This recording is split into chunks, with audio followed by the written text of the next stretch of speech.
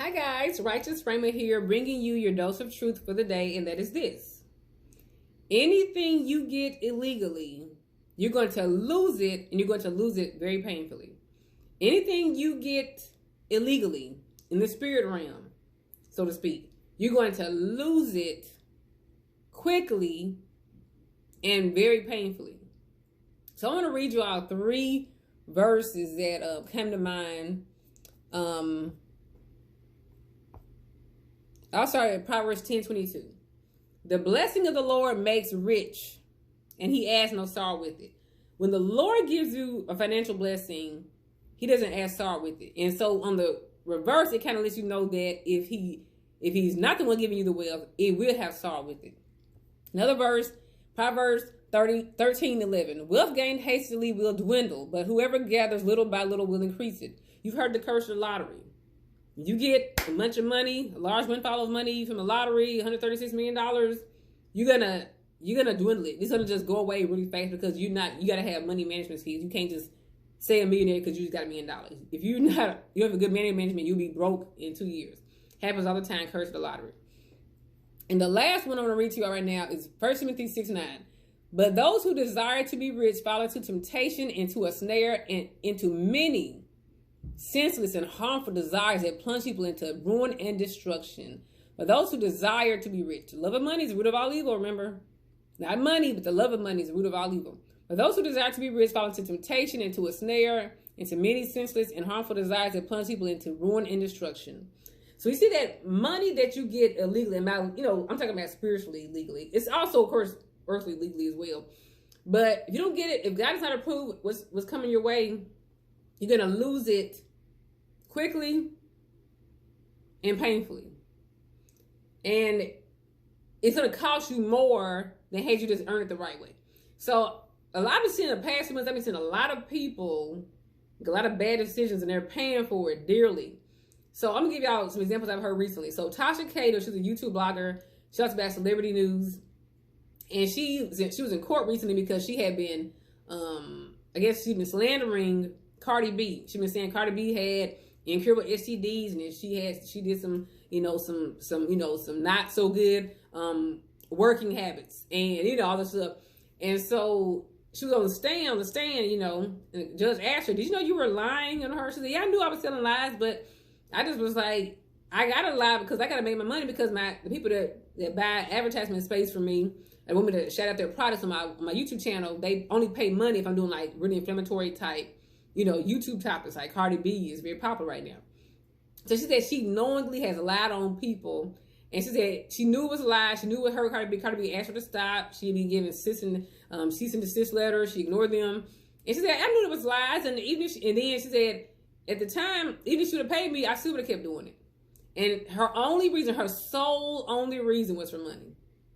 She would do anything for money. So, but the sad part, the ironic thing is that every single dime Tasha K earned, every dime that she earned from lying on people like Cardi B, and I'm sure she's going to have other people suing her as well for lying on them as well, slander. She's going to pay them out. She got to pay them back in damages, court costs, lawyer fees, lost wages. If it's somebody who wasn't people who lost reputations and, sales and clients because of her, she got to pay it all back. Every dime she got lying, when she got illegally, she got to pay it back and more, And so it's like, what was your point? You didn't even get to keep any of it. Another young lady, she wanted, surgery overseas, weight loss surgery overseas, because it was cheaper than in America. So she's, I'm gonna bypass what people say is safe surgery, and I'm gonna go and get it across all over another country from a non-reputable place of surgery. The money she paid, the money she saved by going overseas, she ended up paying for the rest of her life in reconstructive surgery and the infections she got and the amputations she got. And guess what? Because she went overseas and got surgery, her insurance wasn't even covered. So you still never got anything. People who go for the lottery. I would personally love to win a lottery. But I hear so much bad about the curse of the lottery. People that go into the lottery, they end up on drugs, jail, their family turned on them, friends turned on them. They end up broke, filing bankruptcy. They had more money before they even did the lottery. And so they showed me that, like, you can't just bypass, in the spirit realm, you can't just go to levels in the spirit realm without, you have to actually earn access or get granted access to the spirit realm, to certain things in the spirit realm. I mean, you're going to pay more than you're going to end up paying more. People that kill their spouses for insurance money. And my wife is worth $500,000. If I kill her, this is which is against the spirit realm, illegal in the spirit realm, it's murder. You end up having to go to jail for the rest of your life without possibility of parole. And your child, that you also kill her because you didn't want to share custody with the mom, so you killed her for insurance money and for full custody of the child. Now the child has no mother and no father, and you don't have no money, and you're somebody in jail for the rest of your life. You see what I'm saying? It's like you don't ever win when you play dirty. You'll never win. You make it by the first 3 months, the first year, the first 2 years. I promise you. Be not deceived, God is not mocked. For whatsoever man soweth, that shall he also reap. If you sow evil, you're going to reap it. I'm telling y'all, I'm talking about every week I hear about another rapper dying. They're not always like famous rappers, they may be like local in their own city. Y'all, they did all this foolishness for a money fan of hundreds of dollars of bills and a chain. They teaching, get the gun, I'm a shooter, drug, lean, hoes. They live for 2 years and they're dead.